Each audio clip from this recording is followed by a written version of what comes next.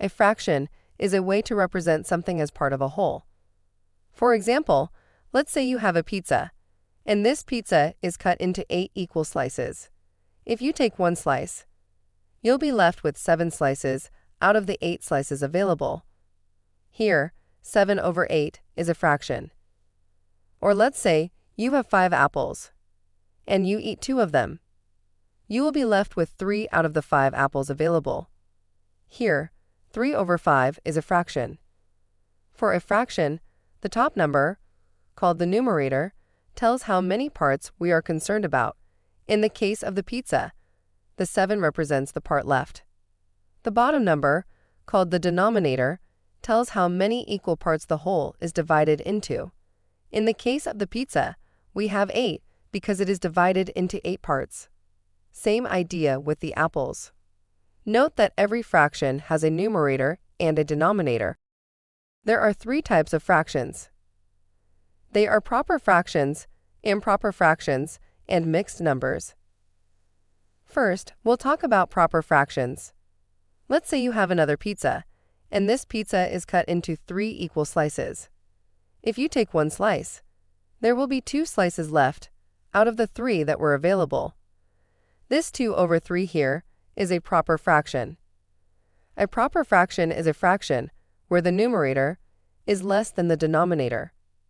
In our example, the numerator, which is 2, is less than the denominator, which is 3. So, it is a proper fraction. Next, let's talk about mixed numbers. Let's say we have 3 whole pizzas, and we take one slice from the third pizza. We will have 2 whole pizzas left and 2 slices out of 3 from the third pizza. So, we'll have 2 2/3 of pizza available. This here is a mixed number. It is called a mixed number because it is a mix of a whole number and a fraction. For our example, the 2 here is the whole number, and the 2 over 3 is the proper fraction. Finally, let's talk about improper fractions. Going back to our pizza example, we said there are 2 whole pizzas and 2 out of 3 slices from another pizza left. That gave us the mixed number, 2 2/3.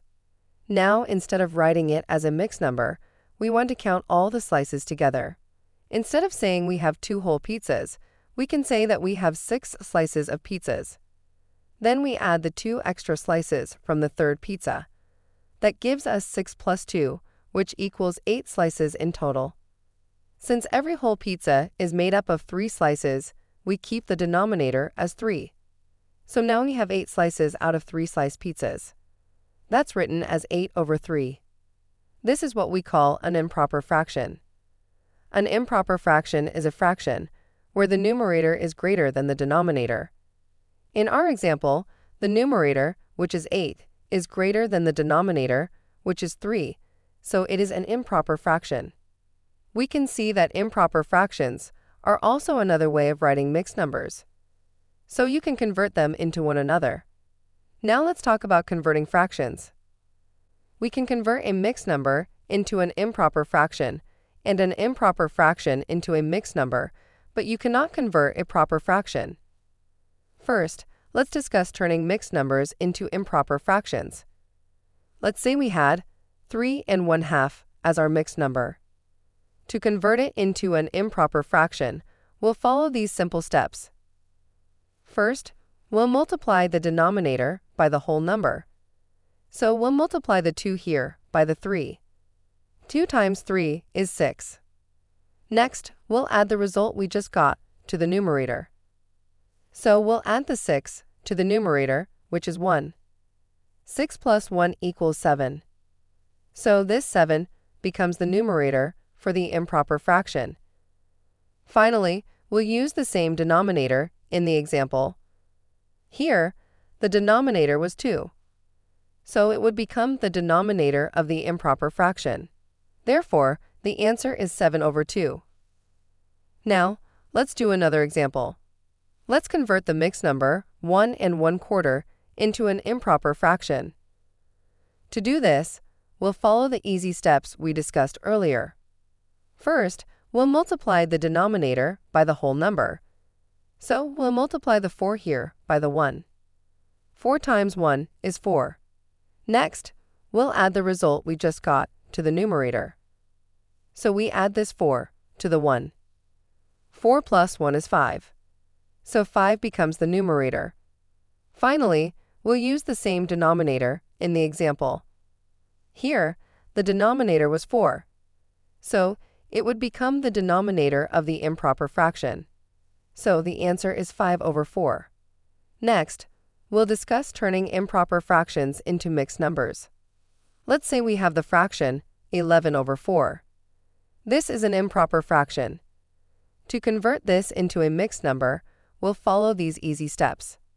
First, we'll divide the numerator by the denominator. So we'll divide 11 by the 4. To perform this division, we need to find a number that when multiplied by 4 gives a result smaller than, but close to 11. We can use 2. 4 times 2 is 8. Next, we subtract 8 from the 11. This will give us 3. So 11 divided by 4 is 2 with a remainder of 3. If you don't understand how we got this result, please check out our video on performing long division. Now the 2 here becomes our whole number, and the remainder, which is 3, becomes the new numerator. Finally, we use the same denominator, 4, as the denominator over here. Therefore, if we convert 11/4 into a mixed number, we get 2 3/4. Now, let's try another example. Let's convert the improper fraction 7/5 into a mixed number. To solve this, we'll follow the simple steps we discussed earlier. First, we'll divide the numerator by the denominator. So we have 7 divided by 5. To perform this division, we need to find a number that when multiplied by 5 gives a result smaller than, but close to 7. So we'll use 1. 5 times 1 is 5. Next, we subtract 5 from the 7. This will give us 2. So 7 divided by 5 is 1 with a remainder of 2. Now the 1 here becomes the whole number, and the remainder, which is 2, becomes our numerator. Finally, the 5 here is the denominator in the example. So it will become the denominator of the mixed fraction. So our final answer is 1 2/5. Thanks for watching. Please like, share, and subscribe for more. Watch the full playlist of our fraction videos and check out our other math videos on YouTube. Don't forget to visit ultimatealgebra.com or become a member for access to exclusive content.